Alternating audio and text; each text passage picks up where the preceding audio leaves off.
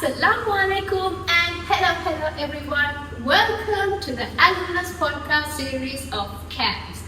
In today's episode, we are featuring our 3MT title winner of Kuliah of Education, Sister Azwati with us.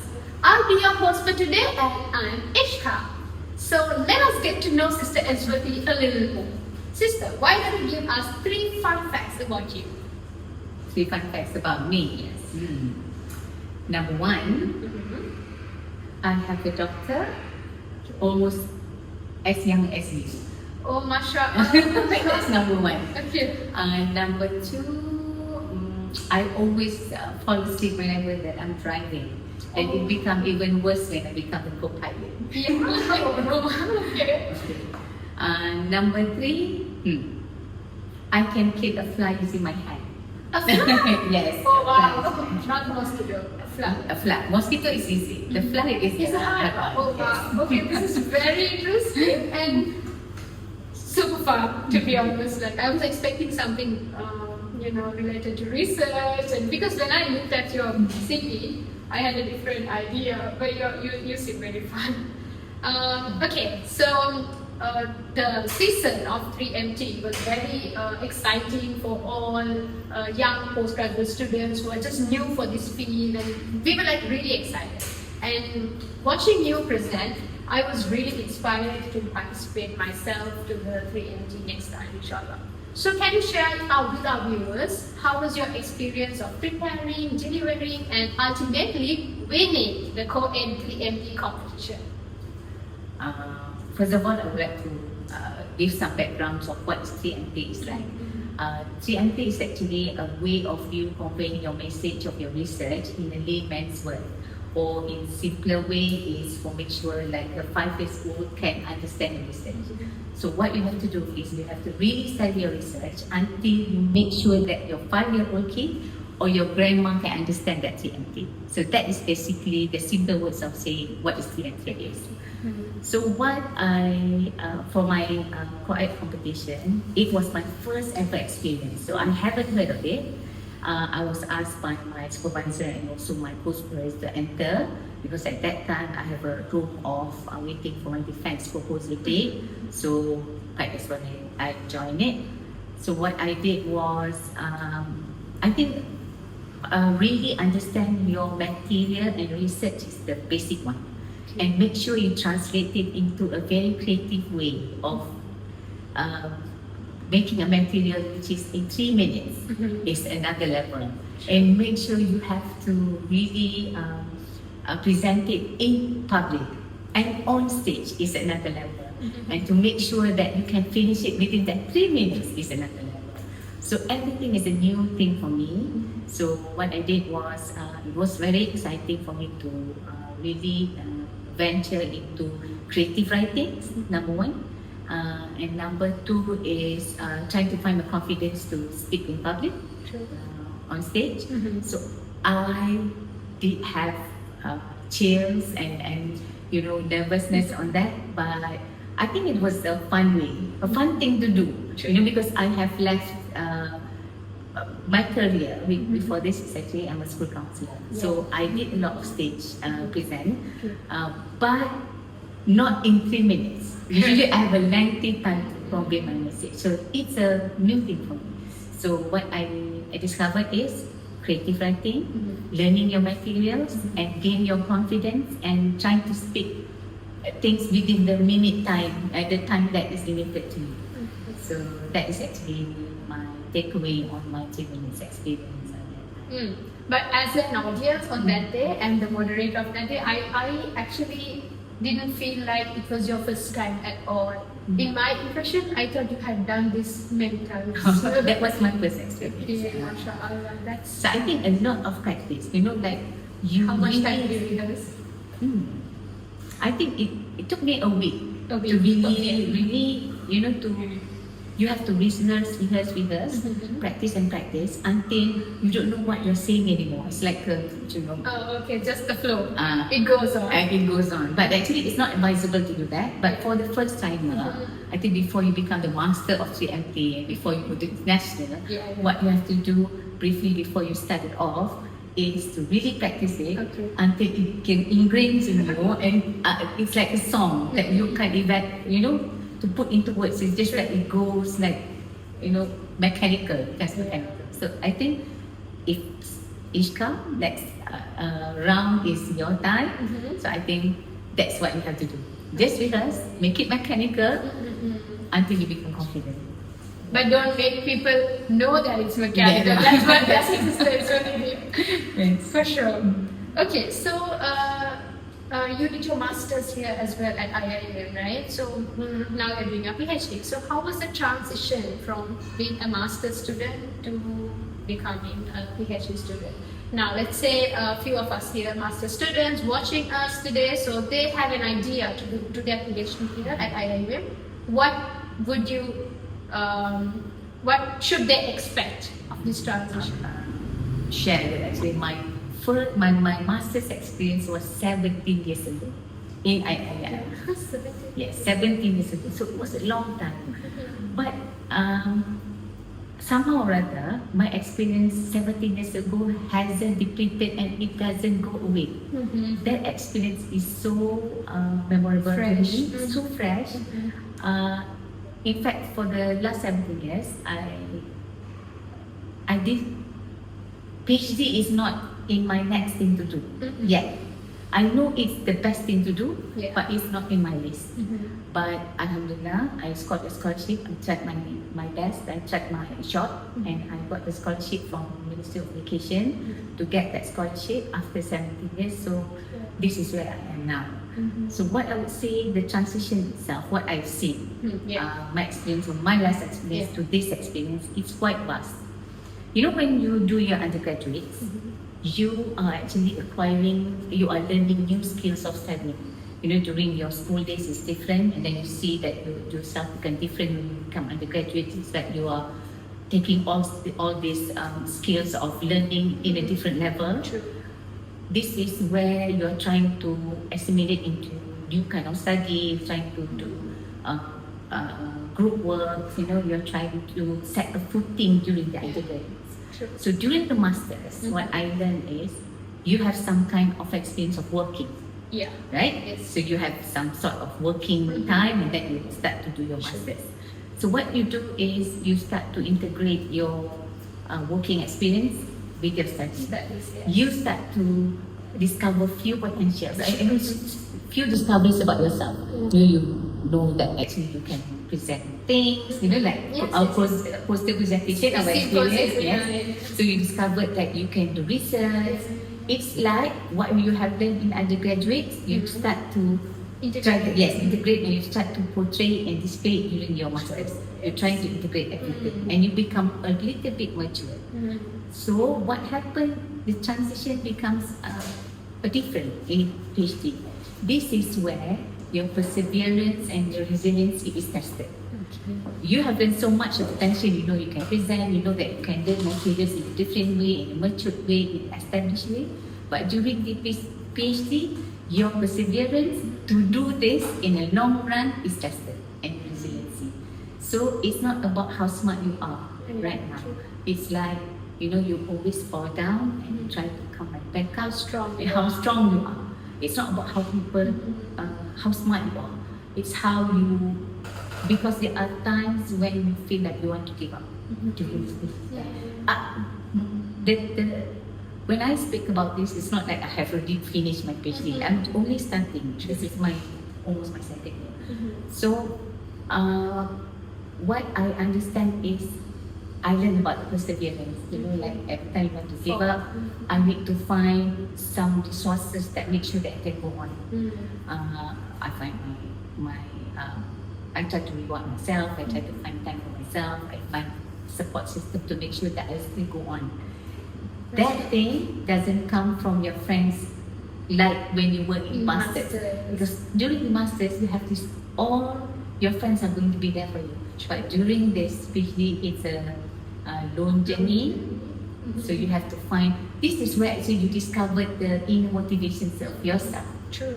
This is actually all your intelligence, your strength, and everything that is inside you have discovered in a different angle. Okay. So that's a real. How could I put it into words? Like you just need to get up every time you fall, Yes. and you need to be your own motivator. Yes. So actually, it is a very hard transition because the master's is not as tough as the PhD because that's the point of becoming a doctorate person, right? Yeah. So the transition, I'm not sure if all of us are prepared for it, but let's get the motivation from sisters will be Masters is good foundation for you to learn all the research methods. Yes, correct. This is where you try to use your own research and try to use this method to make sure that it materializes. So, just thinking. So, is PhD like mostly based on writing only, or is there a part where you have lectures or things like that?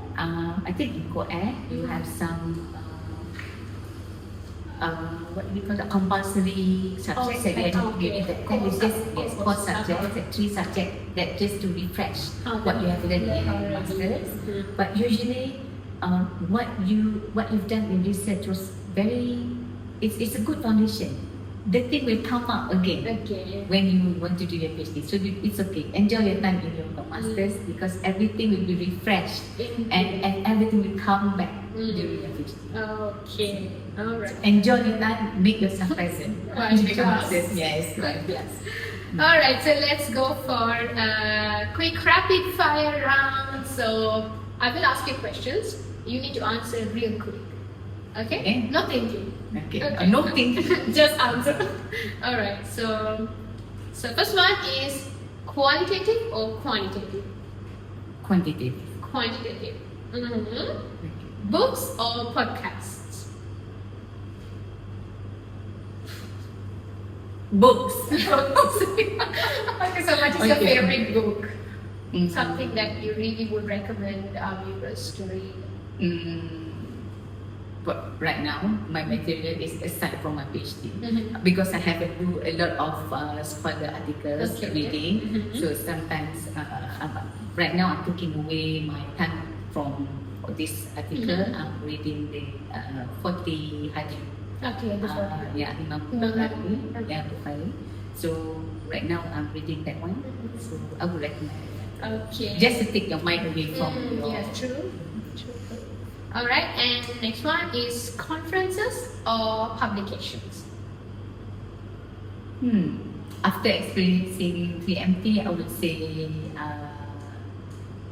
conferences.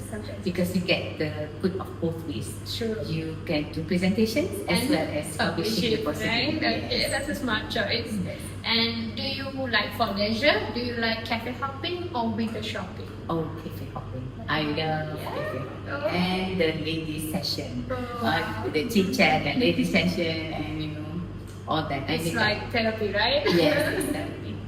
And okay, what's your hidden talent? I think I already know your hidden talent. Oh yeah. Of giving the flies with your hands. Yes. Anything else? Any other hidden talents? Is there something like you can read an article within? That is someone else's talent. Not yours. That's not mine. I would say actually I can sing. You can sing. Yeah. Oh wow. It's alright. In the toilets and sometimes in the car. When you're alone. Yes, when I'm alone. Okay. Yes. So, other thing is, I have met you during our symposium in co-ed and the 3MT, and also when I went through your, I saw many awards related to, etc. There's a lot. So, there are students amongst the postgraduates who want to start presenting their work, but something is stopping them. Like, maybe they need that some advice that would push them to start presenting and get started. What is that advice from you? I think the number one thing that we can do is wanting to do it. You need to have the spirit of wanting to do it first. Okay. So when you want, you start attending other people's conferences and become the audience first. So what you can do is, starting from that, start to attending as an audience into conferences. If let's say you don't have the courage to present it yet, or do conferences, because actually conferences is not only presenting, it's like preparing the articles for your full script is also another thing that you have to do. So what you can do, if let's say you don't have time yet, but you know that you want to do it, attend conferences first. Look at other people's work and find the courage from there. And actually presenting and on stage or presenting your paper, it's like putting a huge rock in front of you. It's like it needs that one particular day to bring that rock, to shift that rock away from you. That one particular day will come to you. After that fine day happened to you, everything will be easy. Everything will upscale and level up into something that's better. That is for sure, because you have mastered you have conquered your fear. Conquered your fear, number one. So it's like you have to avoid yourself, and that experience will be in your mind for quite some time, and you feel like wanting to do it better and better. Start by being with the audience first. Being the audience first. Yes. That's really it has to be a tagline at this point. Watch first, get some inputs. You know, it's like it becomes a movie in your head. Conquer your fear, and then try. Everything else is easy. Go for it. Yes. So speaking of taglines, is there any tagline that you live by in your life? If you ask me, I would say my tagline is, if there's a will, there's a way. Is there something that you live by? A few. I would say, number one is, Allah will not test you the things that you cannot do. Okay.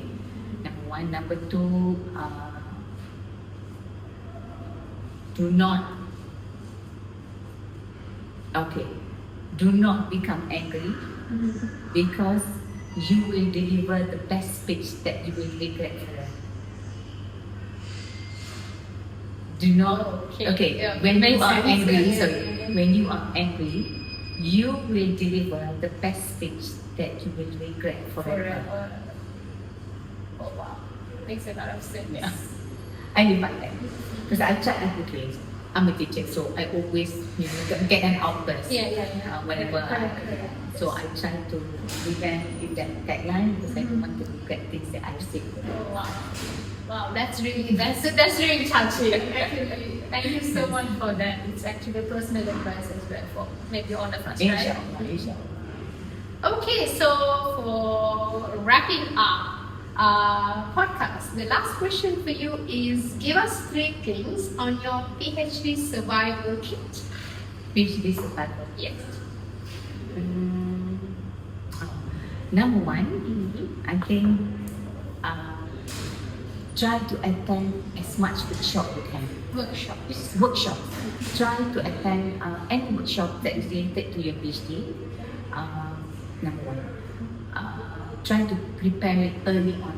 If let's say you have decided to do your PhD, in fact, if let's say you are still in your finishing your compulsory subjects, which is the 3 subjects that you have to attend, you still need to prepare as if you are starting to write your introduction.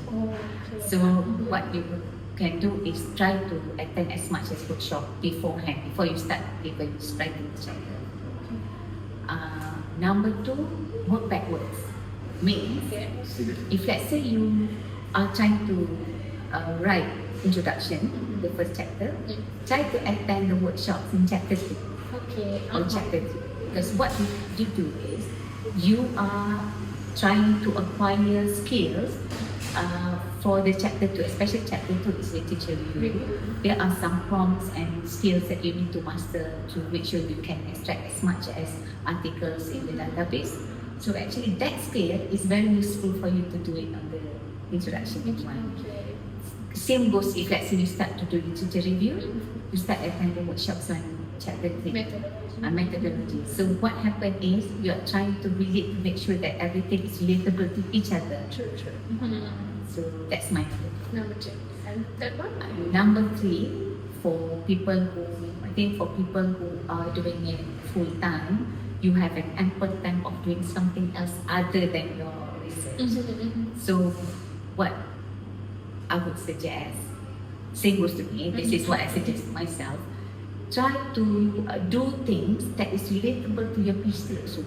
So means if let's say you want to do, try to attend workshops like public speaking, attend conferences, become the audience, make sure that you always have to go back to your research and make sure that your mind is not far away from your research.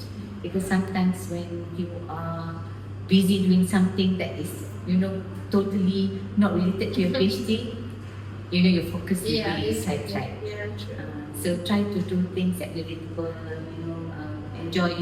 make sure if let's say you enjoy your time, like when you go to hiking or your coffee session, make sure you will always relate back to your research, which is like, I'm giving reward because I have done this so much. So it's like everything is connected to your research.